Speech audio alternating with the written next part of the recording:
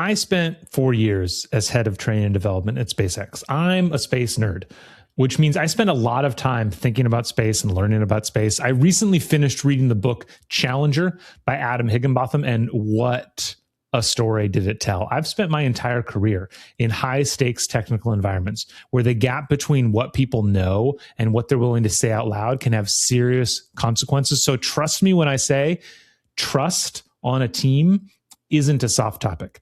It's a mission critical variable. The Challenger disaster shows this clearly. So in this video, I'm going to show you exactly what happens when trust fails using one of the most well-documented leadership disasters in American history, and then tell you what you need to do on your team so that it doesn't happen to you. On January 28th, 1986, 73 seconds after liftoff, Space Shuttle Challenger exploded and broke apart over the Atlantic Ocean. 7 astronauts died. The nation watched it happen live on television.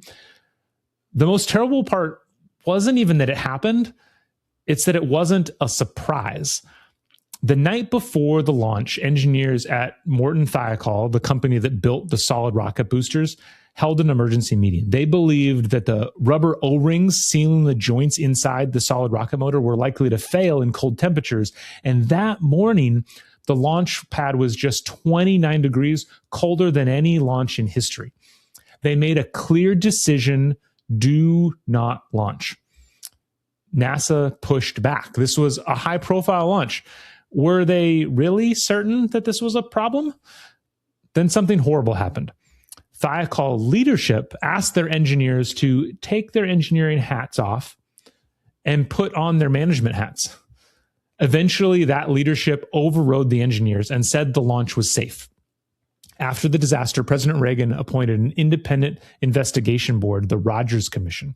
Their job was to find out what went wrong, and they found the O-ring was the technical failure for sure, but they didn't stop there because the O-ring failure wasn't really the problem. It was just a symptom.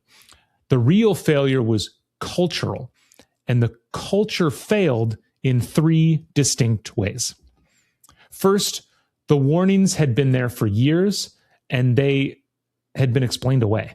Engineers had flagged O-ring erosion on multiple previous flights, but because those flights didn't end in disaster, the data got reframed. Leadership started treating the erosion as an acceptable risk. Over time, what should have been an alarm became background noise. This is actually called normalization of deviance. When you get away with cutting corners, or when warning signs don't immediately result in failure, organizations start to accept those signals as normal until they aren't.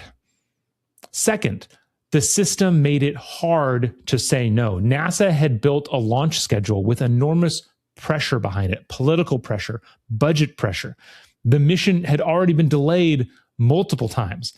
That pressure flowed downward, and it created a culture where raising concerns felt like being the person slowing everything down. Thiokol engineers who fought hardest against the launch later said they felt like they were talking to a wall. Third, critical information never reached the people who needed it.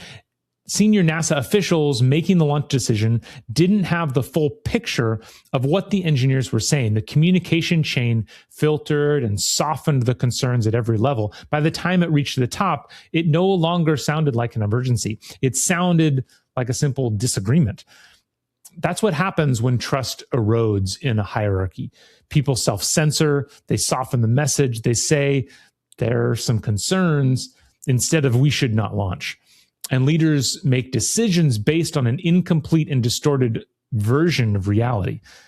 I know many leaders are watching this and leading mission-critical teams themselves. So the question is, how do you make sure this kind of culture doesn't happen on your team? Well, again, there are 3 things that you need to be doing. First, realize that silence is not agreement. When you push back on your team's concerns and they go quiet, that is not consensus, that is capitulation. And those are not the same thing. Ask yourself on your team, when someone raises a concern and gets overruled, what happens next? Do they push back? Do they escalate? Or do they go quiet and comply? If it's the third one, you don't have a culture of trust, you have a culture of compliance. Second, schedule pressure is the most dangerous trust killer in technical environments. Deadlines are real. I know that. I worked at SpaceX. Nobody understands schedule pressure better than that organization. But there is a version of schedule pressure that becomes toxic, where it signals to your team that speed matters more than accuracy, that bad news is unwelcome, that raising a problem makes you the problem.